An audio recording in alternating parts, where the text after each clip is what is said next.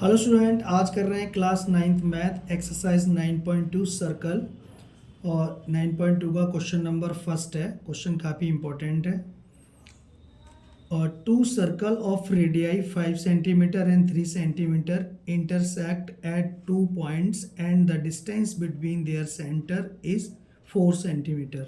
Find the length of common कोड। बच्चों, दो सर्कल हैं जिनकी रेडियस 5 सेंटीमीटर और 3 सेंटीमीटर है और दो पॉइंट पर इंटरसेक्ट कर रहे हैं। जैसे ये दो पॉइंट है ना, ए और बी, इन पर इंटरसेक्ट कर रहे हैं दो सर्कल, ठीक है। And the distance between their centre is 4। तो दोनों सर्कल के सेंटर्स के बीच की जो डिस्टेंस है वो 4 सेंटीमीटर है। तो इसको हमने ओ मान लिया और इसको सेंटर को सी मान लिया। Find the length of common कोड। बच्चों, ये कॉमन कोड है तो इसकी कॉमन कोड यानी ए बी के बीच की डिस्टेंस निकालनी है। क्वेश्चन ये है, ठीक है। तो दो सर्कल हैं, इंटरसेक्ट कर रहे हैं दो पॉइंट पर और कॉमन कोड की लेंथ निकालनी है और उनके बीच की जो डिस्टेंस है वो 4 सेंटीमीटर दी है। इस सर्कल की जो रेडियस है वो 5 सेंटीमीटर है और इस सर्कल की रेडियस है ये 3 सेंटीमीटर है और ये 5 सेंटीमीटर, ठीक। और ये कॉमन कोड दिया है यानी ओ और सी के बीच की दूरी वो है 4 सेंटीमीटर। तो ये है क्वेश्चन। तो करते हैं इसको सॉल्यूशन। तो सॉल्यूशन में पहले गिवन लिखते हैं, सारी चीज़ डिटेल में लिखे करेंगे। Given two circle. तो स्टूडेंट्स, गिवन में मैंने लिखा है two circle of radius 5 centimetre and 3 centimetre intersect at 2 point. यानी दो सर्कल हैं जिनकी रेडियस 5 सेंटीमीटर और 3 सेंटीमीटर है, दो पॉइंट्स पर इंटरसेक्ट कर रहे हैं। Distance between their centre is 4 centimetre. उनके सेंटर्स के बीच की जो डिस्टेंस है 4 सेंटीमीटर है। मेन पॉइंट लिख देते हैं। टू फाइंड, क्या फाइंड करना है? लेंथ ऑफ ए बी की लेंथ फाइंड करनी है जो कॉमन कोड है। ये कॉमन कोड क्यों है? क्योंकि ये जो कोड है वो इस सर्कल की भी है और इस सर्कल की भी है। तो ये दोनों सर्कल की कोड है, इसलिए इसे कॉमन कोड बोला गया है। Construction join A O and A C. इस सर्कल का सेंटर ओ है और इसका सी है, तो इसको ज्वाइन कर दिया। तो ये ज्वाइन, और ये रेडियस भी है। ये वाली रेडियस इस सर्कल की है और ये वाली रेडियस इस सर्कल की है। क्योंकि रेडियस सर्कल के सेंटर से सर्कल तक की डिस्टेंस होती है, तो ये रेडियस है सर्कल के सेंटर से रेडियस तक की डिस्टेंस। तो ये कंस्ट्रक्शन हो गया। तो अब हमें पता है एक चीज़ कि यहाँ पर एक ये एंगल होगा 90 डिग्री का, यानी कि ये जो सेंटर है परपेंडिकुलर बाइसेक्टर होगा कॉमन कोड पर।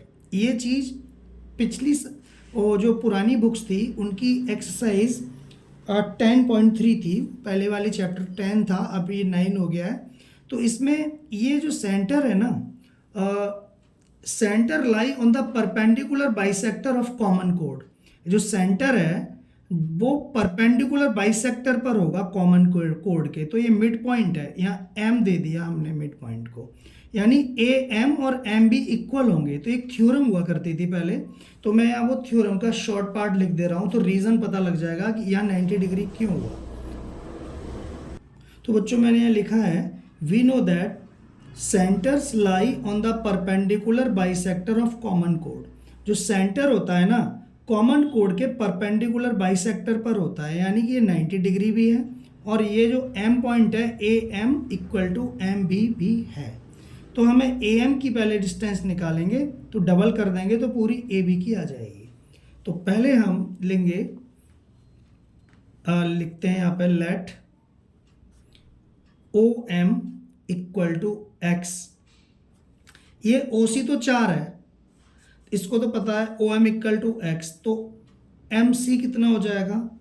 एम सी इक्वल टू हो जाएगा 4 minus x.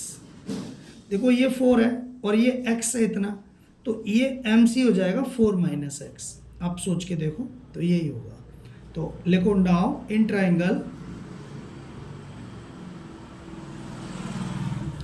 Triangle A M O by Pythagoras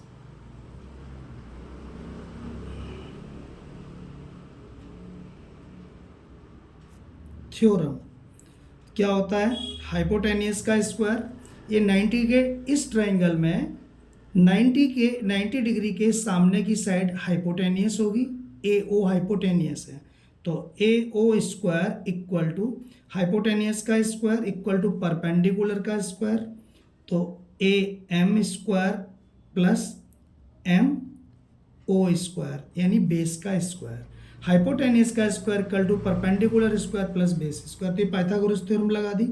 ए ओ यहाँ पर 5 सेंटीमीटर है, ए एम हमें निकालना है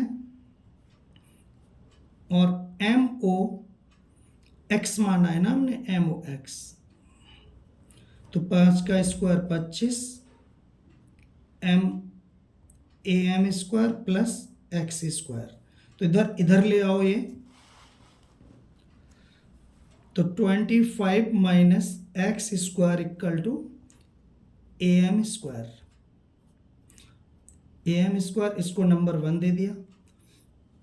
लिखो नाउ, अब हम इस ट्राइंगल में लेंगे, इस वाले में, now in triangle A M C Pythagoras theorem से ही लेंगे, तो इसमें भी A C square equal to A M square plus M C square, तो ए सी स्क्वायर कितना है 3 का square equal to A M हमें निकालना है और प्लस एम सी देखो 4 माइनस एक्स है, 4 माइनस एक्स का स्क्वायर, तो 3 का square 9 equal to A M square plus A minus B का होल स्क्वायर क्या होता है, देखो बता दूं मैं आपको, ए माइनस बी का स्क्वायर होगा A square plus B square minus 2ab, ये फॉर्मूला होता है, इसके बेस पर हम यहाँ खोलेंगे, तो ए स्क्वायर यहाँ पर ए 4 है और बी एक्स है, A square plus B square minus 2ab, 2 into A का मतलब 4 और बी का मतलब एक्स, तो 9 equal to A M square plus 4 का स्क्वायर क्या है 16 plus X square minus 8x। ठीक, तो आप एक काम करो कि इसको सबको am की वैल्यू निकालनी है, इसको इधर ले आओ, am निकल जाएगा, तो 9 माइनस ये 16 प्लस का है माइनस का एक्स स्क्वायर और प्लस का 8x equal to am square, ठीक है ना। तो 9 में से 16 गया तो कितना बचेगा, -7 बच जाएगा, तो -7 minus X square plus 8x equal to A M square. तो बच्चों इसको दे दो number 2, compare first and second, compare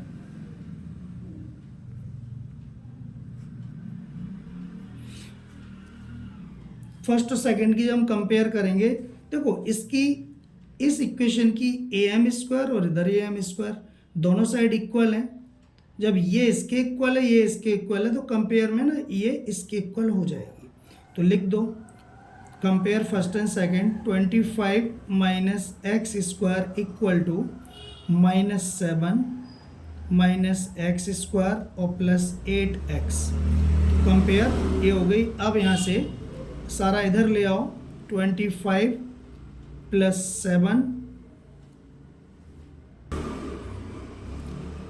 और ये 7 आ गया, माइनस एक्स स्क्वायर